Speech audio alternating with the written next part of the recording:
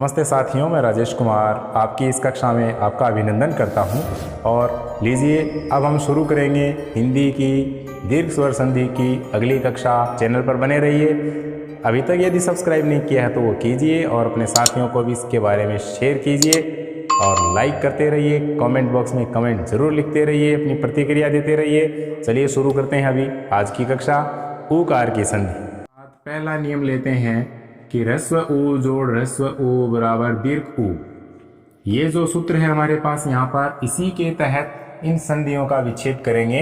ये काफी महत्वपूर्ण शब्द बन पड़े हैं क्योंकि इनमें मात्राएं बड़ी है, बड़े ऊ की संधि है। और साथ ही साथ मैं बता दूं आपको कि ये शब्द शुद्धि में भी आ चुके हैं और ये परीक्षाओं में अनेक बार आए हुए ये शब्द हैं, आते रहे हैं, आ रहे हैं।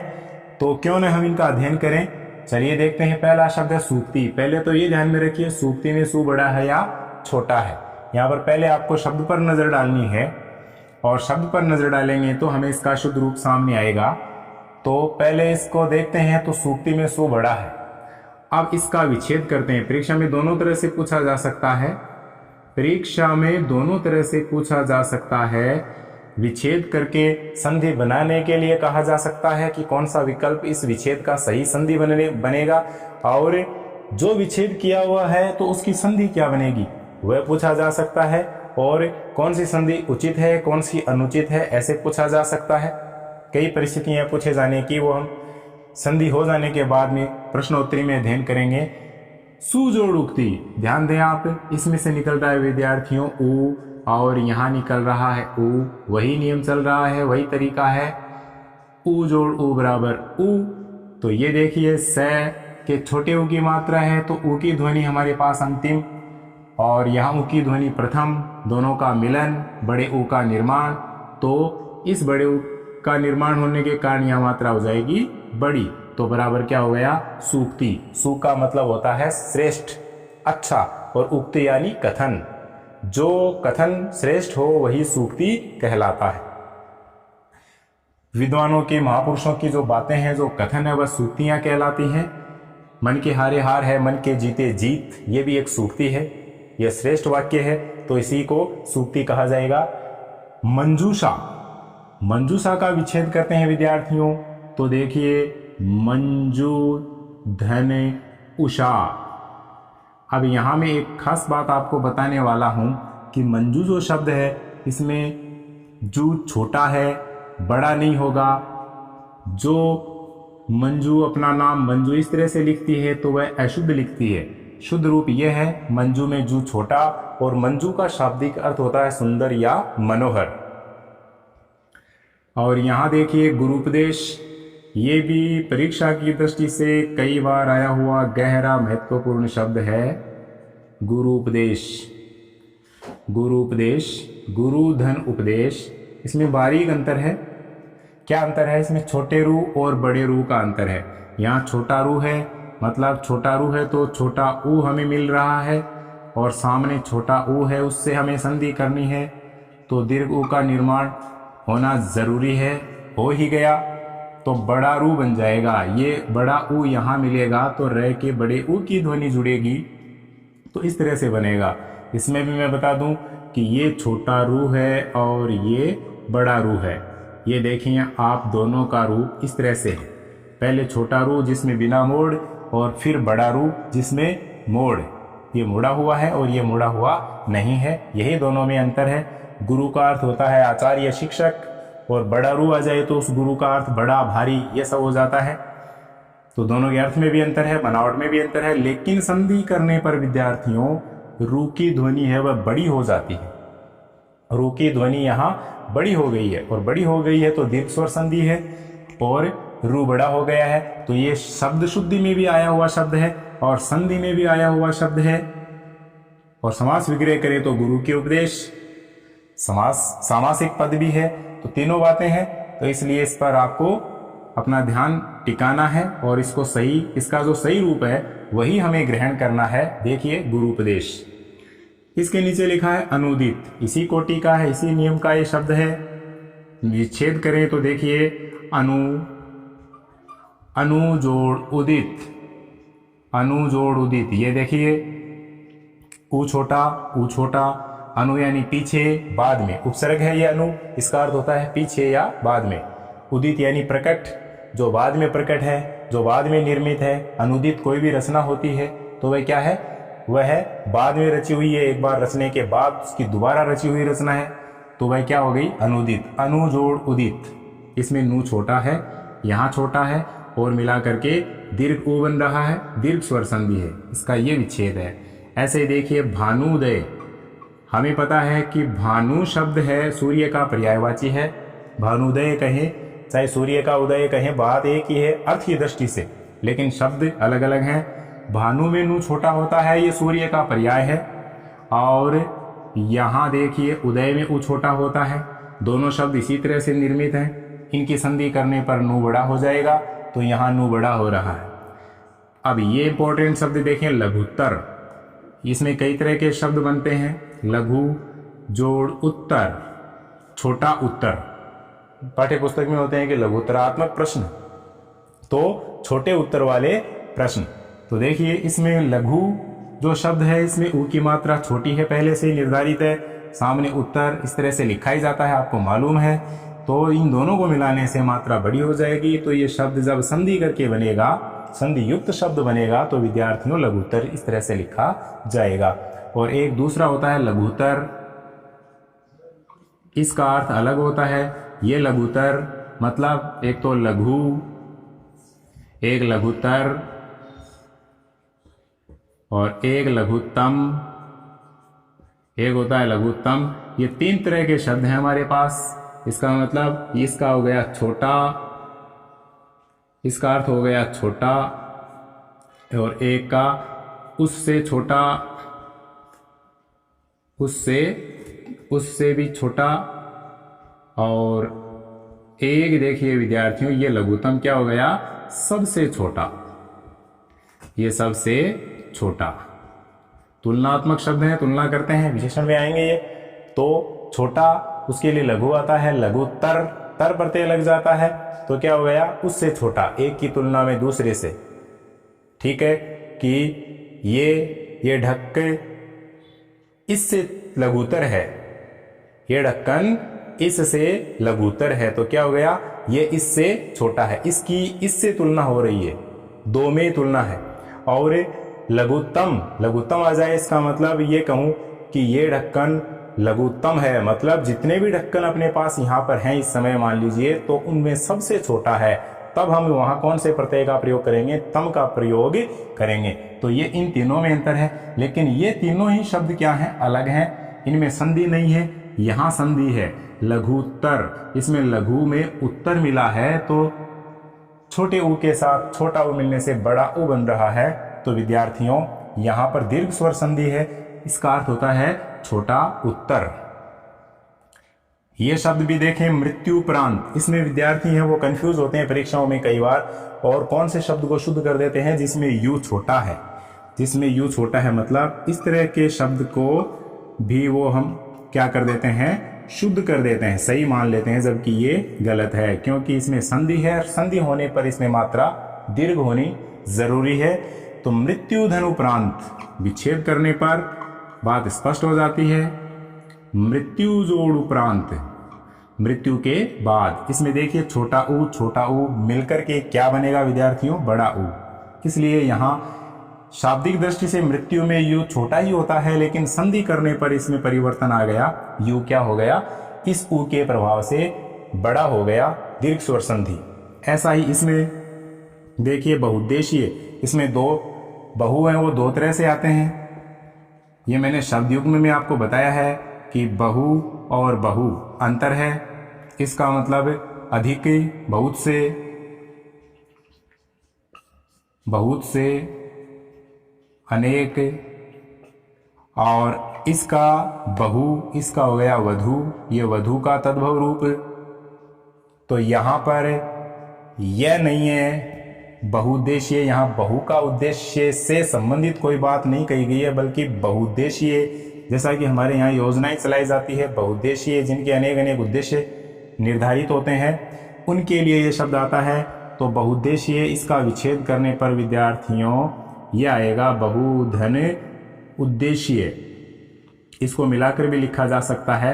इसमें दोनों दय हैं, उद्देश्य में दोनों दय हैं, आधा दय और पूरा दय, हलंत और साथ में पूरा दय इसके अंदर छुपे हुए हैं। तो बहुउद्देशीय, इसमें मात्रा छोटी छोटी, रस्व उ बराबर दीर्घ उ का निर्माण हो रहा है, इसलिए इसमें क्या है, बहु में हु बड़ा है। निकालेंगे, तोड़ेंगे, संधि विच्छेद करेंगे तो इसमें बहु क्या निकलेगा, छोटा, ये वाला निकलेगा। तो इनके बाद ये देखिए विधुदय, विधु विधु जोड़ उदय, इसका विच्छेद होगा। विधु में धु छोटा है, यही मैं आपका ध्यान दिलाना चाह रहा हूं। विधु में धु छोटा है और उदय में वो छोटा होता ही है। और विधु का अर्थ होता है चंद्रमा, चंद्रमा का उदय, चंद्रोदय जिसको कहते हैं विधुदय। यहां मात्रा बड़ी हो गई दीर्घ स्वर संधि के प्रभाव से। और ऐसे ही देखिए सिंधुपदेश, सिंधु में शुद्ध रूप इसका ये होता है, धु छोटा होता है, लेकिन उपदेश का ऊ इसमें मिल जाने के कारण विद्यार्थियों मात्रा क्या हो गई, बड़ी हो गई। इस तरह से इसमें बड़े ऊ का आगमन है। छोटे ऊ के साथ छोटा ऊ हो चुका, अब लेते हैं छोटे ऊ के साथ बड़ा ऊ, इसको यहां लिख लेते हैं, उचित रहेगा। ये देखिए अब हमें इस नियम की संधि पढ़नी है। इसमें उदाहरण देखते हैं। एक उदाहरण लीजिए इसमें विद्यार्थियों, सिंधु धने ऊर्मी। ऊर्मी का अर्थ होता है लहर, लहरें, उसके लिए ऊर्मी आता है। सिंधु यानी सागर, बराबर बन जाएगा विद्यार्थियों सिंधूर्मी। कैसे बन जाएगा बताइए, आपको अब समझ गए होंगे कि इसमें से क्या निकला, ऊ, और इधर ये क्या रह गया अपना, ये ध व्यंजन रह गया और ऊ स्वर हमने निकाल लिया। साथ हम संधि करते हैं इस बड़े ऊ की।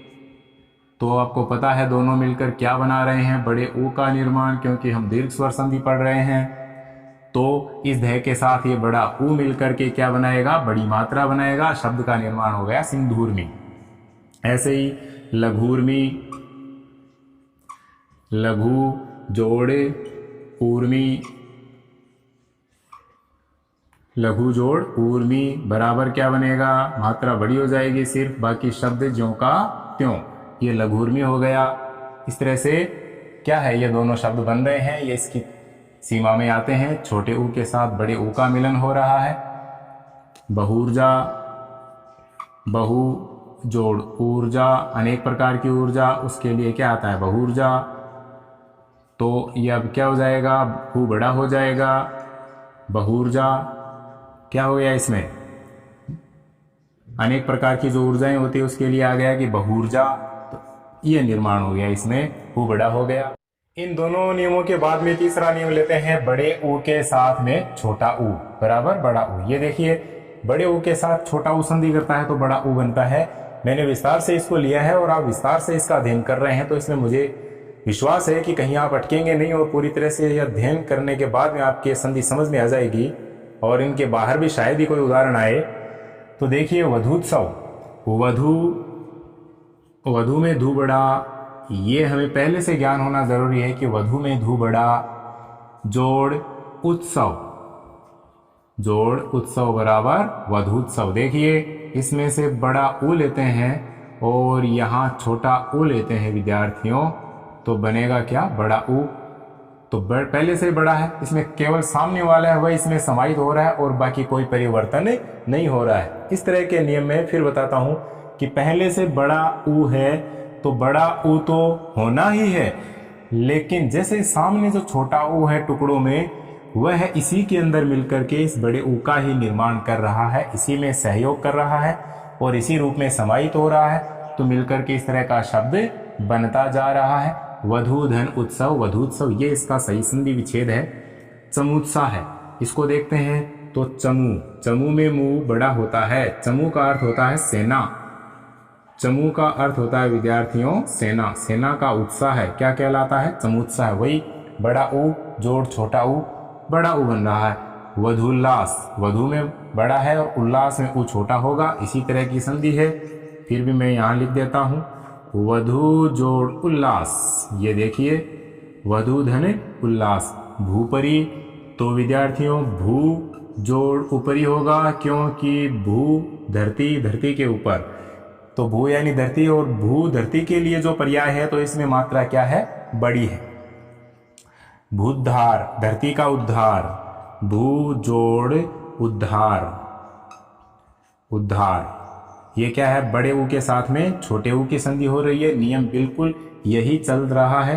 वधूक्ति, वधु जोड़ उक्ति, ये देखिए वही चल रहा है। उक्ति यानी कथन, वधु का कथन, वधु जोड़ उक्ति, वधूक्ति संधि होने पर ऐसा बन जाएगा। इसमें कोई ज्यादा समस्या नहीं आने वाली है।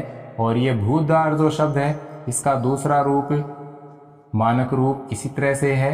ये देखिए द हलंत और ध पूरा, आजकल यही परिपाटी है। पुस्तकों में इसी तरह से हमें खुल करके विश्लेषण मिलता है, खुले हुए वर्णों के रूप में लिखे हुए शब्द मिलते हैं। तो हमें इन दोनों का ज्ञान होना आवश्यक है, क्योंकि परीक्षा में परीक्षक स्वतंत्र होता है, पेपर सेटर है वो पूरी तरह से स्वतंत्र है। वो इस तरह की बातें पूछता है कि हम कल्पना नहीं कर सकते, वह हमारी दिमागी सीमाएं जानता है। तो यहाँ ध्यान रखना अति आवश्यक है। अब इस ऊकार की संधि में हम अंतिम नियम को देखते हैं विद्यार्थियों। अंतिम नियम है बड़े ऊ के साथ बड़ा ऊ मिलता है तो बड़ा ऊ बन जाता है। ये केवल दीर्घ दीर्घ दीर्घ की संधि है और ये दीर्घ स्वर संधि की पराकाष्ठा है। चरम सीमा पर हम चल रहे हैं। यहाँ 4 शब्द मैंने लिखे हैं, भूर्ध्वय, सरयूर्मी, भूष्मा, चमूर्जा। वेरी इंपॉर्टेंट शब्द है। इसी नियम के तहत है, टुकड़े करने पर पता चलेगा। अभी पहले बताया कि भू में बड़ा होता है ऊ, और साथ में ऊर्ध्वय, ऊर्ध्वय में भी ऊ बड़ा होता है। तो ये देखिए ये बड़े ऊ के साथ बड़ा ऊ संधि कर रहा है विद्यार्थियों, तो क्या बन जाएगा, भूर्ध्वय। ये दीर्घ ऊ का निर्माण हो रहा है। तो दीर्घ ऊ दोनों में ही दीर्घ हैं, तो वैसे तो कोई शंका ही नहीं है कि मिलाने पर कौन सा बनेगा, छोटा या बड़ा बनेगा। लेकिन जब एक बड़ा होता है तो दूसरा बड़ा होकर ही रहता है, मिलने से बड़ा ही होगा। तो देखिए दीर्घ के साथ दीर्घ मिलता है तो दीर्घ बन रहा है, जायज सी बात है, सरल सी बात है। तो ये देखिए दीर्घ ऊ के साथ दीर्घ ऊ के मिलन से दीर्घ ऊ का निर्माण, भू जोड़ ऊर्ध्व बराबर भूर्ध्वय। ऐसा ही इसी में आता है सरयू। बस ये ध्यान रखना जरूरी है कि सरयू में यू बड़ा आता है, ये हमें पहले से अवगत होना जरूरी है कि सरयू लिखते हैं, नदी का नाम है सरयू नदी, इसमें यू बड़ा है। और सामने क्या है, ऊर्मी।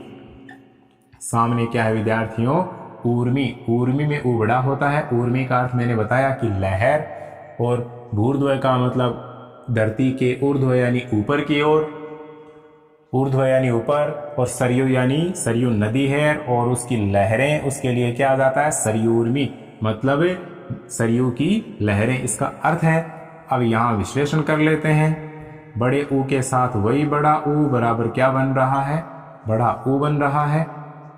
ऊ जोड़ ऊ बराबर बड़ा ऊ, तो सरयूर्मी पहले से ही बड़ा है तो बड़ा ही रहेगा, ये बड़ा है। देखिए अब देखिए भूष्मा, यही बात इसमें विद्यार्थियों, भू धन ऊष्मा, तो क्या हो गया, इसमें बड़े ऊ के साथ बड़े ऊ का मिलन हो गया, तो क्या हुआ, भूष्मा, है ना। यही नियम इसके तहत है। और चमूर्जा, इसका विच्छेद करते हैं तो चमू जोड़ ऊर्जा। ये देखिए इसमें भी बड़ा ऊ, दीर्घ प्लस दीर्घ बराबर दीर्घ, इस तरह से ये ऊकार की संधि है। तो अपने इन उदाहरणों से मुझे विश्वास है कि आपको अच्छी तरह से ये समझ में आ गई होगी कि एकार में ह्रस्व और दीर्घ ए आ मिलने से किस तरह से आ का निर्माण होता है। प्रत्येक एकार, ईकार, ऊकार की हमने 4 परिस्थितियां देखी हैं, 4 नियम के तहत इनका अध्ययन किया है। काफी उदाहरण मैंने आपको इन भागों में बताए हैं, इसलिए अपना ये संधि वाला बिंदु है वो काफी विस्तार से चल रहा है। तो इसको आप देखते रहेंगे तो अन्यत्र आपको अध्ययन की आवश्यकता नहीं पड़ेगी, ऐसा मेरा विश्वास है। अब दीर्घ के बाद में हम पढ़ेंगे गुण स्वर संधि अगले वीडियो में। तो तब तक फिर मिलते हैं। जय हिंद।